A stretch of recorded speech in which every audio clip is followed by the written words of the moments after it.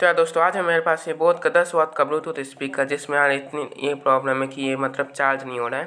तो मुझे तो लगता है इसके चार्जिंग पिन में ही कोई दिक्कत है। तो हम लोग इसको खोल के भी चेक करेंगे। पहले आप लोगों को मैं ऐसे दिखा देता हूँ कि ये चार्ज होता है कि नहीं। इसमें कोई भी इंडिकेटर अभी नहीं जलता है, तो इसको फटाक से खोल लेगा। जब तक मैं इसको खोला तब तक आप लोग वीडियो को लाइक कर दो, चैनल को भी सब्सक्राइब कर दे ऐसी और वीडियो के लिए।